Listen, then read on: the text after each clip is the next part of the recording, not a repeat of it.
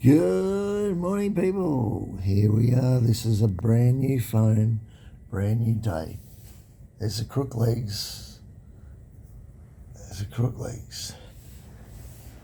And a handyman down there. Where are we? Well, that's a very interesting story, guys. The reason we haven't posted for a couple of days is I've been in hospital.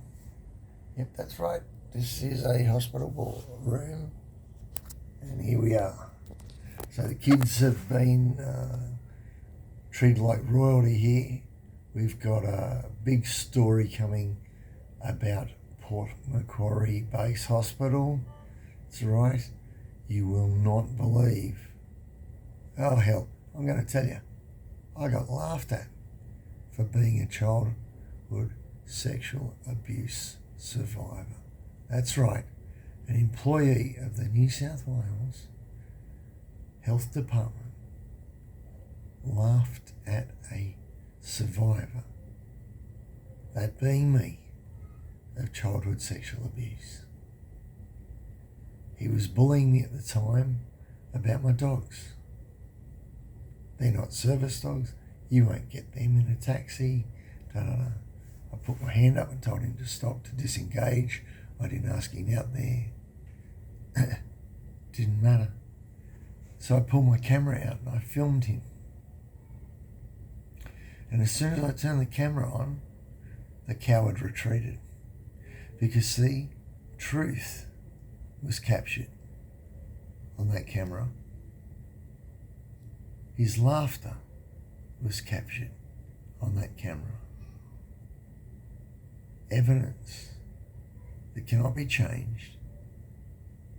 It is there, filmed for all to see, and it will be released to you shortly.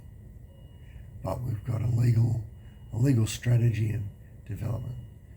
So we came over, and this was after I rang the hospital and told them,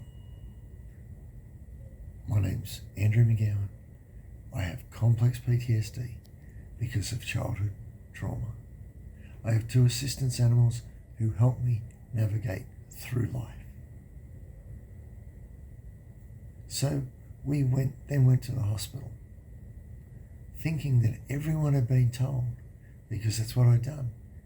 I'd received a text message from a health advice line. Go straight to jail. Go straight to jail. Yeah, that's right. That's where they would like to have put me. Go straight to hospital. And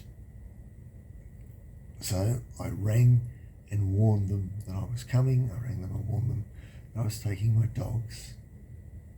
I also decided not to put their jackets on because hospital visits to the emergency department are usually very long, 1, and number 2, they're uncomfortable to lay down in for a long period of time, and that's what they would have been doing, as they have done here. And I didn't want their jackets snagging a piece of equipment and dragging it off a desk or damaging property in any way. So I was trying to do the rightful thing. And it all went to shit because of one moron. Only takes one moron.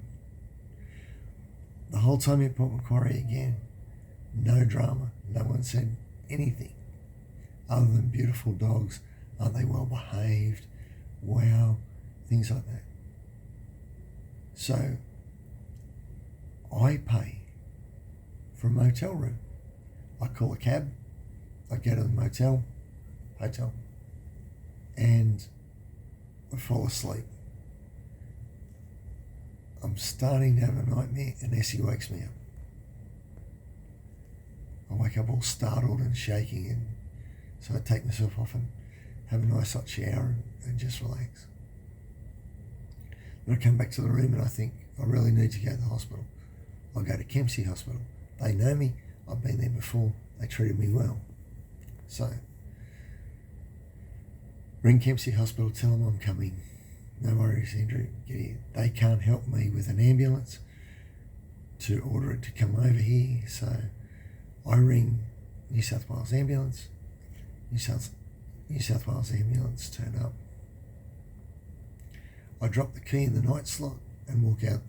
I cannot get back into the motel room. It's approximately 1:30 in the morning. So the ambulance says, we're going to take you to Port Macquarie. I said, no, you're not. I didn't say it that politely. I did swear. I used an F word and a C word. And then I said, well, I'm going around the police station, which just happened to be around the corner. So I marched around the police station and I asked them to respect my rights as a victim of crime. In New South Wales, we have a victim of crime rights, Charter of Rights. And the police just ignored them. When I asked to be treated with compassion, respect and dignity, the officer said, once again, I'd taken my phone out to film it. The officer said, I've done that. Now, I don't know how you show compassion, respect and dignity while you're basically arguing a point because the ambulance rang them. So the ambulance is right, I'm wrong. So then I asked for my other right, the right to be kept safe, and I asked to be driven to Kempsey Hospital. They said they didn't have the resources. Meanwhile, there's 6 officers standing there looking at me as though they want to jump me, and there's 5 police cars out front. But they didn't have the resources to take a victim of crime to a hospital to seek treatment for injuries that were exacerbated during a crime a number of years ago. Interesting. We'll get back to that. So I walk down the street thinking there's got to be somewhere warm we can stay and I can get a bus over to Kempsey in the morning. The further I walk, the more pain in my legs, more swelling. So I think this is stupid. I ring a taxi company. I get a quote of $191 to drive me from Port Macquarie to Kempsey. So I say, done. Let's get there. So awesome young taxi driver came over. We shared some stories. Very interesting young man. And he had a head full of tattoos.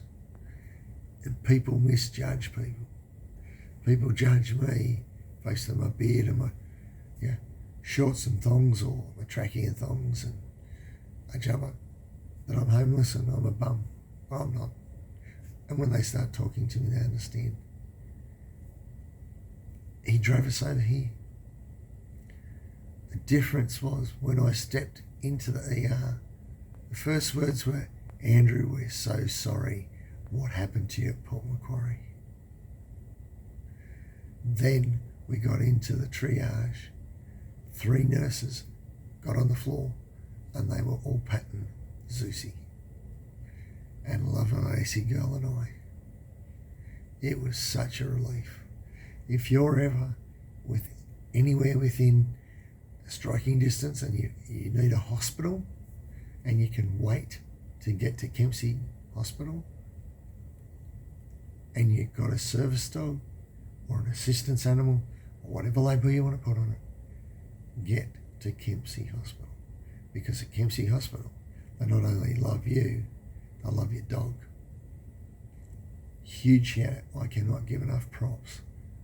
They set us up there's a waiting room here. After I was seen and all the bits and bobs done, and while I was waiting for a doctor, they put us in the lounge area and just free reign. Tea, coffee facilities, an outdoor area where the dogs could walk out and cock their leg in the garden. Just absolutely brilliant. My stress levels went from about 1 million down to about 50. Why 50? Because of what happened to me as a kid. It's still a very stressful environment, a hospital. That's why I take my dogs. So I hope that made sense. So we've been hanging out in Kempsey for a couple of days. We've got a huge breaking story too about a base of operation that will no longer be homeless in. It's very exciting what's happening in Kempsey. There's a beautiful healing spirit and a power in this valley, healing of the soul and the spirit. And every business in Kempsey will respect your service animal. We'll make sure that happens before. We're going to visit them all. All the businesses we've been in have all been brilliant. We've given out our first sticker, and we gave that to the health food shop where they fed us and watered us, and just a great place to relax.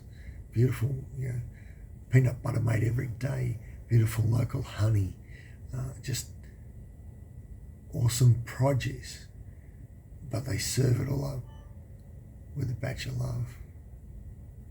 So we're looking forward to coming to you, and I believe we've got a reporter coming, Terry Cloth Moron from the Tablecloth News Network is going to come, and he's going to do the news story on Port Macquarie Hospital and what happened with a porter with a radio in his hand acting as a security guard, as they do in country hospitals.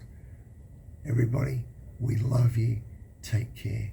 We're looking forward to exposing the corruption in the government, in the federal government, on the issue of the National Redress Scheme, which is about compensating those who were victims of childhood sexual abuse in institutions, when Scott Morrison promised me that things would be different, and he promised the nation that there would be action on the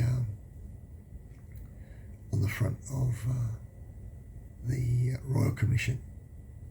So guys, we're also going to bring you some interesting takes on the transport department in New South Wales, whereby they believe that their policy that they instituted is greater than the law.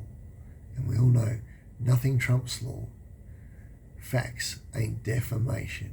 So until next time, love and licks. We'll catch you on the next one, guys.